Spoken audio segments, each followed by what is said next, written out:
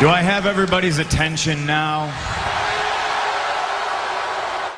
Salut les amis, c'est Katchattrap, je parle catch. Aujourd'hui, review de Monday Night Raw du 8 novembre 2021. Et avant de commencer cette vidéo, je vais vous demander de liker, de commenter, de vous abonner, de partager. Extrêmement important pour de votre chaîne. Nous aurons devant des 400 abonnés avant la fin novembre, les amis. Donc, on commence directement avec un segment backstage. T'as Kevin Owens qui va voir Biggie et qui dit qu'il ne trahit pas ses amis. Biggie lui répond qu'il est trop occupé pour l'écouter. Kevin Owens lui dit que c'est important, que Biggie est important pour lui. Il lui dit Biggie lui répond qu'il a un match ce soir et que c'est ça qui est important pour lui. Donc on enchaîne directement avec Seth Rollins qui arrive sur le ring et nous souhaite la bienvenue à Monday Night Rollins en tant que nouveau visage de la brand. Il nous dit qu'il va conduire l'équipe de Raw à la victoire aux Series et il nous demande est-ce qu'on sait vraiment qui est Kevin Owens? Est-ce que Kevin Owens est prêt à tout donner à donner tout son être pour la WWE?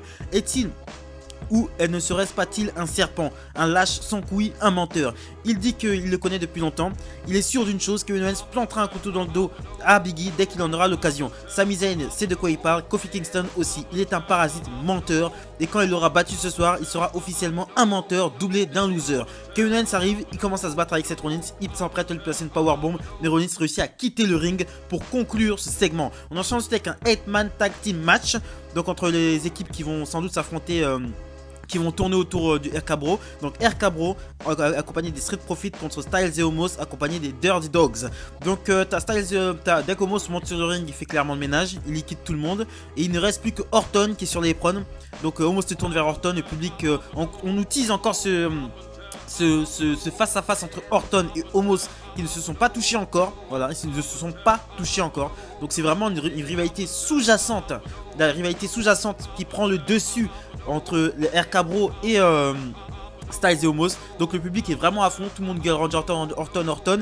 Mais au moment où il commence à rentrer sur le ring, t'as Ziggler et Roode qui le tirent à l'extérieur du ring. T'as les Heels qui s'embrouillent parce que Ziggler pique le tag à AJ Styles et Omos envoie Bobby Roode dans la barricade. Ziggler fait le compter sur Matt Riddle qui était KO sur le ring, qui avait été mis KO un peu plus tôt par Omos. Et ensuite donc victoire de Ziggler et Roode qui se place bien pour un match contre RK Bro. Et ensuite, t'as Dolph Ziggler qui se prend un RKO par Randy Orton pour conclure ce segment. On enchaîne ensuite avec un segment backstage.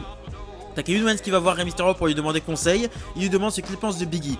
Rey Mysterio lui dit qu'il n'a pas le temps et qu'il doit absolument s'occuper d'Adam Pearce ce soir. Donc on enchaîne directement avec les Mysterios qui sont dans le ring accompagnés d'Adam Pearce. Adam Pearce les a convoqués afin de parler des Survivor Series. Il dit que bon, il fait l'historique du show, hein. Il dit que voilà, c'est le premier show où on a vu c'est le premier show où on a vu l'Undertaker, etc.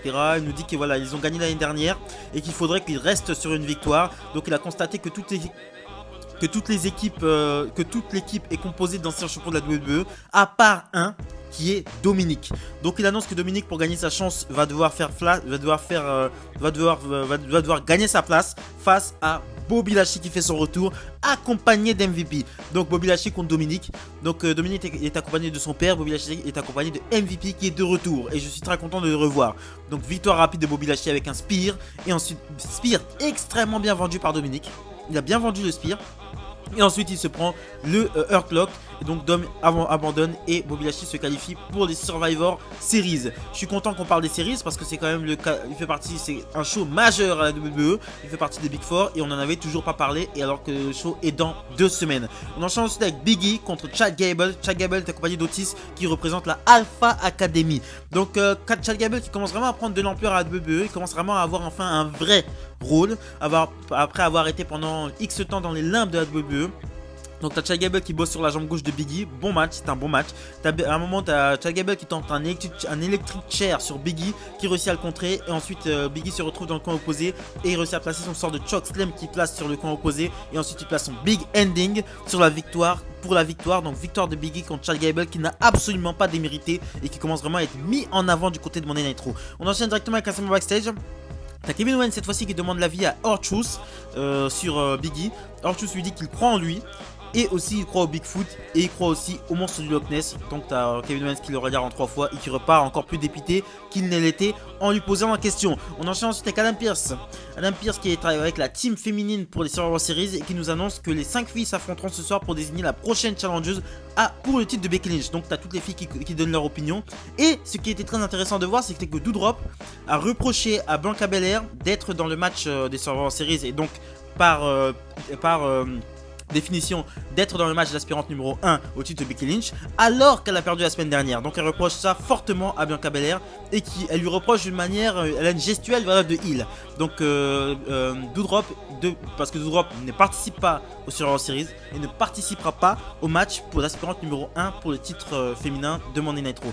On enchaîne directement avec un match pour le titre 24/7, Régie défendait son titre contre Drake Maverick. Donc il y a un semblant de match entre les deux. T'as Regina qui fait ses galipettes, etc. Et à un moment donné, t'as R-Truth qui arrive pendant le match, mais il se fait attaquer par Shelton Benjamin et Cedric Alexander qui représente le Hurt Business. Drake Maverick réussit à prendre Régie en roll-up qui était déconcentré par cela. Victoire de Drake Maverick qui devient nouveau champion 24/7.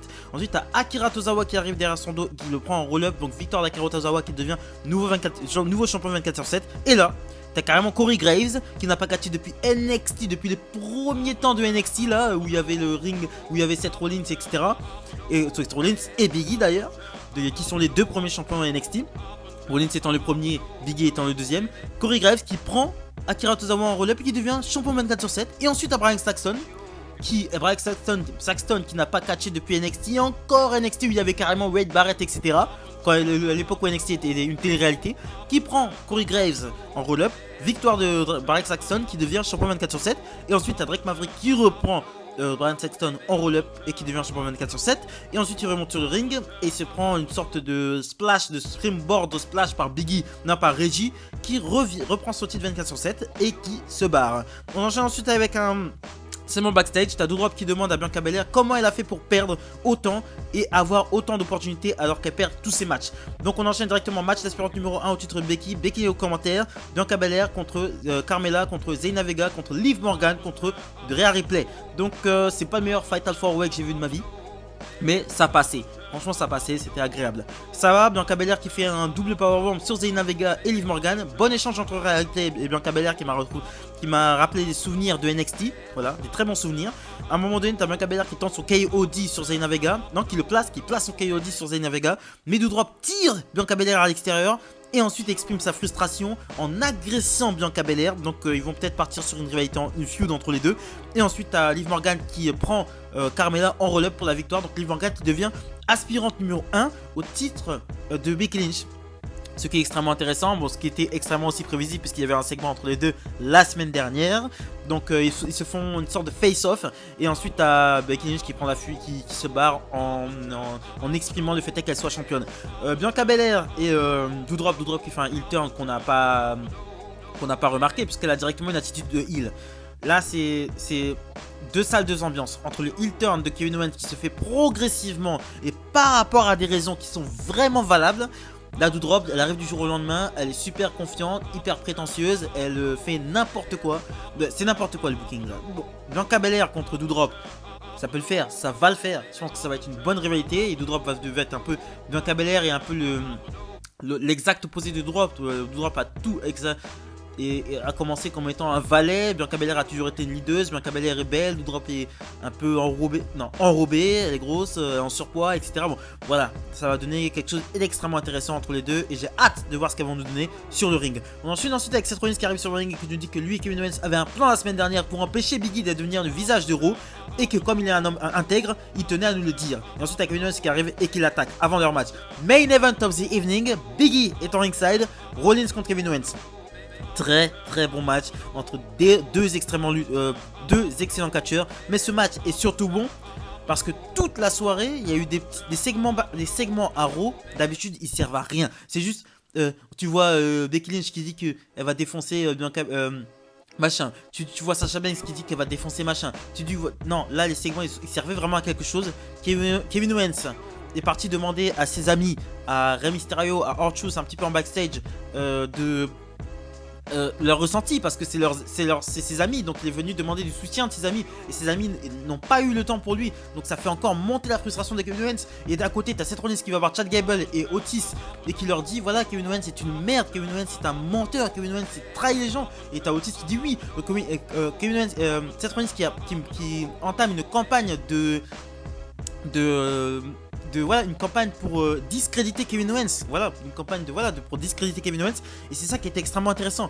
Tous les segments backstage de ce show ont servi à quelque chose, on menait à quelque chose. Et c'est ça que je demande quand je demande un Raw, et c'est ça que je demande quand je demande un show.